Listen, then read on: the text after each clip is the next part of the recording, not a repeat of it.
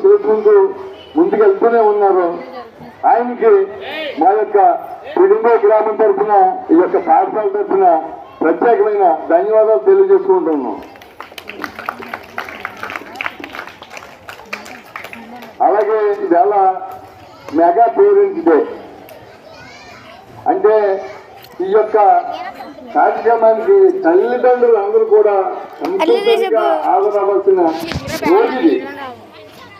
చంద్రబాబు నాయుడు గారు, లోకేష్ గారు కూడా వెళ్ళి వాళ్ళ పిల్లలతో ఇప్పుడు మేము ఎలా కూర్చున్నాం అలా కూర్చున్నారు వీళ్ళు అక్కడ. మరి మన పిల్లల కార్యక్రమానికి మనం రాకపోతే మన పిల్లలకి నామోషిగా ఉండదాము. ఇప్పుడు ఒక పిల్లగాడు వాళ్ళ తల్లిదండ్రులు తీసుకుని వస్తాడు, ఇంకో పిల్లలకి రాకపోతే ఆ పిల్లడు కూడా నామోషిగా ఉంటుంది కదా. దయచేసి పేరెంట్స్ డే రోజుని కంపల్సరీ తల్లిదండ్రులు అటెండెన్స్ ఉండాలమ్మా.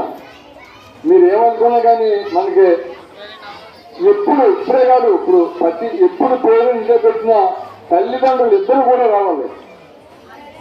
ఎందుకంటే మన భవిష్యత్తు, మన ఆర్తి ఏళ్ళే మన పిల్లలే.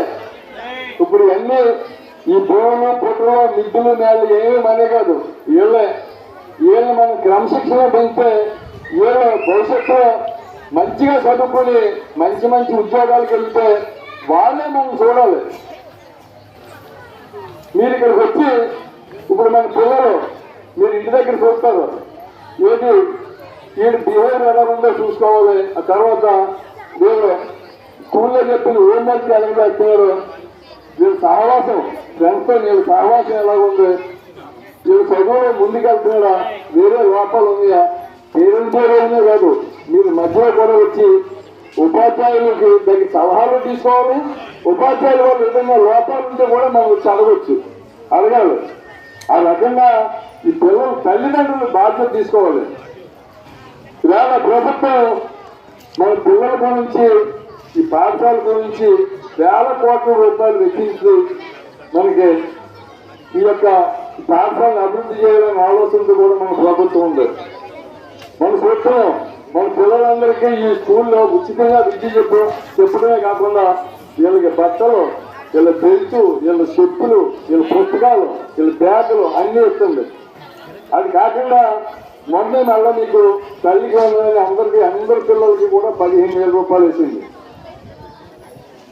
మొన్న కూడా మొత్తం 16,430 మంది టీచర్లు కూడా తీసుకోవడం జరిగింది. మరి మన పిల్లలేమో తగ్గిపోతున్నారు, టీచర్లు తీసుకుని ఏం చేస్తున్నాం, ఇంకా కొన్ని ఇక్కడ అయితే మంచిగానే ఉన్నారు, ఇంకా కొన్ని స్కూల్లో అయితే 5 కూడా లేదు. వాళ్ళకి 10 మందికి ఇద్దరు టీచర్లు, ఒక్కో టీచర్కి ₹1,00,000 పైన శాలరీ ఇవ్వాలి.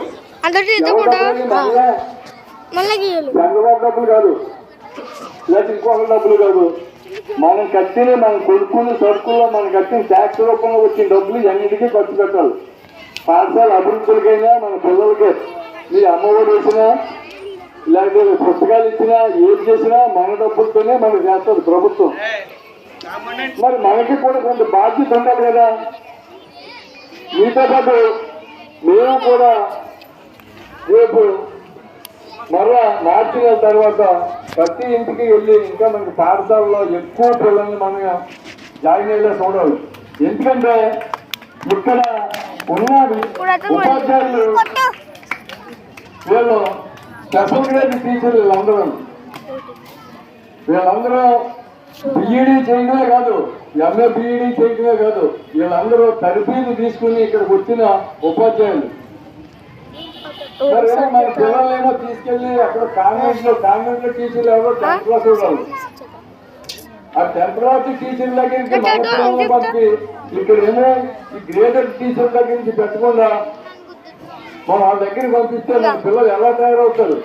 ఎందుకంటే ఆ కాన్వెంట్ లో పై ఎరుగులు చూసి మనం మోసపోతున్నాం తప్పించి కంపల్సరీగా మన పిల్లల్ని ఇక్కడ పెట్టాలి. మన పిల్లల్ని కాన్వెంట్ కి పంపించాలి, హై స్కూల్ వరకు కాన్వెంట్ లో పంపించాలి. రేపు పొద్దున్న ఓ మెడికల్ సీట్ వచ్చినా, ఒక ఇంజనీరింగ్ సీట్ వచ్చినా, లేకపోతే ఏదైనా వచ్చినప్పుడు మళ్ళీ గవర్నమెంట్ కాలేజీలు కావాలి. రేపు ఉద్యోగాలు వచ్చినప్పుడు గవర్నమెంట్ ఉద్యోగాలు కావాలి.